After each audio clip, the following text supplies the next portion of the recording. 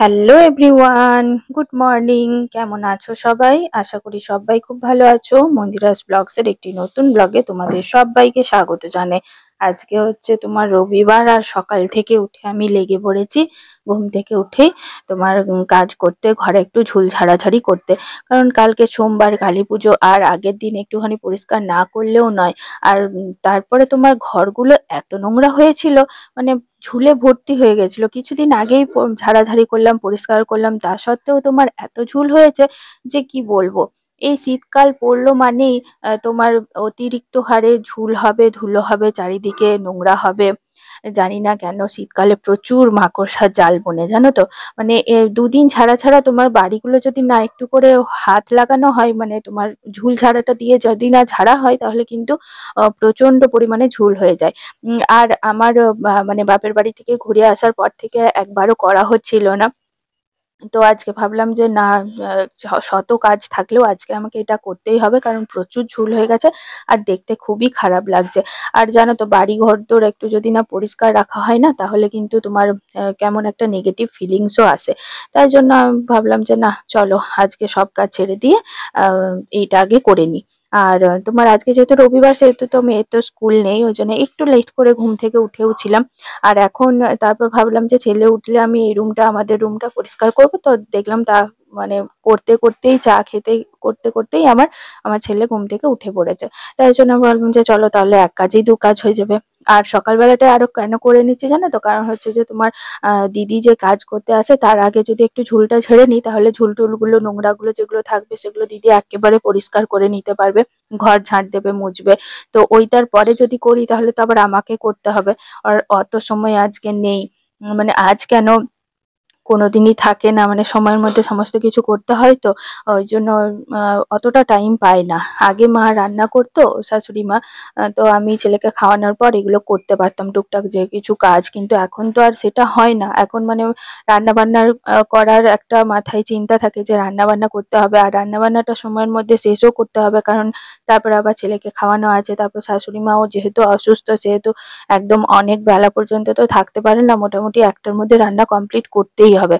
তো তারপরে তার সেরকম ভাবে করতে গেলে তো একটু আগে থেকে বসাতে হবে। তাও আমার মোটামুটি 11টা, সাড়ে 11টার নিচে হয় না আমার রান্না করতে যাওয়া। আর আজকে ঝুল ঝাড়তে ঝাড়তে মাস্কটা পরতে ভুলে গেছি, জানো তো। দিয়ে পুরো নাকে নোংরাগুলো ঢুকছে, ঝুলগুলো ঢুকছে। আর আমার সাথে সাথে আমার ছেলেও উঠে চলে এসেছে। আমি বলছি নাকটা চাপা দে, নয়তো হাঁচবি এক্ষুনি। তো আমি তো ভুলে গেছি, তাই ওড়নাটা একটু নাকে চাপা নিয়ে নিয়েছে। নয়তো এখনই ঝুল ঝাড়বো, তারপরে আবার শুরু হয়ে যাবে হ্যাচ্চ হ্যাচ্চ করা। কি যে প্রবলেম হয় না, পুরো নাকে ধুলো ঢুকে যায়। আর আমার মেয়ের এই স্টাডি রুমটাতে তো প্রচুর ঝুল হয়েছে, এত ঝুল হয়েছে। মানে এই কিছুদিন আগে ঝাড়লাম, আবারও ঝুল হয়ে গেছে। পুরো ঘরটা তো একদম ঝুলে ভর্তি হয়ে গেছে। তাই জন্য আজকে সমস্ত কিছু কাজ ছেড়ে দিয়ে আমি আগে এটা করব, তারপরে সমস্ত কিছু কাজ করব। ঘরটা একটু ঝুল ঝাড়াঝাড়ি না করলেও নয়। ওই দেখো ছেলে বসে আছে, দেখেছো আমার পিছু পিছু সবসময় আসছে। আসলে ঘুম থেকে উঠেই আমি ওকে কোলে নিই। তো তো আজকে সেটা হয়নি, কারণ নোংরাও আছি আমি। তো চারিদিকে ইয়েও হচ্ছে, ঝুলগুলোও মানে চারদিকে পড়ছে। এবার আমিও যেহেতু আমার গায়েও পড়ছে, সেই জন্য আমি এখন ওকে কোলে নিইনি। তো কি আর করা যাবে। যাই হোক, ওগুলো সমস্ত কিছু সেরে টেরে তারপর ছেলেকে সমস্ত কিছু করে তারপরে আমি নিচে চলে এসেছি। আজকে একটু মাংস রান্না করব, মটন। আর তোমার মাংস রান্না তো প্রায় দিনই দেখাই ব্লগে, ওই জন্য আজকে আর মানে করে দেখালাম না। জাস্ট তোমাদেরকে দেখাচ্ছি যে সবকিছু রেডি হয়ে গেছে। আমার শ্বশুরমশাই ওইদিকে পেঁয়াজ আর তোমার রসুনটা কেটে দিয়েছে। আমি বলে গেছিলাম যে একটুখানি কেটে রাখবেন, কারণ নয়তো আমার অনেকটা লেট হয়ে যায়। আর তারপরে আমার আলু পোস্ত করেছি, আলু পোস্ত করা হয়ে গেছে। আজকে যেহেতু শুক্রবার দিন আমার মেয়ের জন্মদিন ছিল, ও তো খেতে পারিনি, মানে করে দিতে পারিনি, সেই জন্য আজকে একটু করলাম। আর টমেটো চাটনি করব। টমেটো চাটনি আমার শ্বশুরমশাই খেতে খুব ভালোবাসে, আর বোনদেরকেও আজকে বলেছি খেতে। আজকে আর ভিডিও সেরকম ভাবে করলাম না। তো শুধু ওই টমেটো চাটনি করব, আর তোমার আলু পোস্ত আর মাংস, ব্যাস এইটাই রান্না আজকে।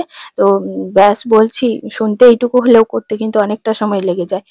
তারপর তোমার যতই হোক অনেকটা লেটও হয়ে যায়। তো তো সমস্ত কিছু করে টোরে রান্না করে তারপরে এসেছি, তাই জন্য অনেকটা লেট হয়ে গেছে। তো টমেটো গুলো এখন চাটনিটা দিয়ে দিলাম, আর ওদিকে তোমার পোস্তটাও হয়ে গেছে, রেখে দিয়েছি। আর এদিকে দেখো মাংসটাও এখন বসিয়ে দিলাম। মাংস কষতে কষতে তোমার সমস্ত কিছু হয়েই যাবে। মানে এবার বোনরাও চলে আসবে আর মাংসটা বসিয়ে দিলাম, অতটাও চিন্তা নেই। আর শীতকালে জানো তো গ্যাসের জোরটা একদম কমে যায়, তাই একটু রান্নাটাও লেট হয়ে যায়। চলো তাহলে মাংসটা করে নিই, তারপর আমাদের সাথে দেখা হচ্ছে। তো কালকে অর্থাৎ তোমার শনিবারে ছিল হচ্ছে ধনতেরাস। তো ওই জন্য আমি এই জিনিসটা কিনে এনেছি, সেটাই তোমাদের সাথে শেয়ার করছি এখন আমি। দেখো কি কিনেছি ধনতেরাসে। এই যে এই যে বজরংবলীর একটা মূর্তি কিনেছি আমি ধনতেরাসে। তো তোমাদের কেমন লাগলো সেটা অবশ্যই আমাকে কমেন্ট করে জানিও। কেমন লাগছে এই মূর্তিটা, বজরংবলীর মূর্তিটা কেমন লাগছে আমাকে অবশ্যই কমেন্ট করে জানিও। আর আজকের মতো তাহলে ব্লগটাও এই পর্যন্তই। কেমন লাগছে আমাকে অবশ্যই কমেন্ট করে কিন্তু জানিও, ঠিক আছে? আর কেমন, যদি ভালো লাগে অবশ্যই একটা লাইক করে দিও, শেয়ার করো, কমেন্ট করে জানিও আমাকে আমার ব্লগ তোমাদের কেমন লাগলো।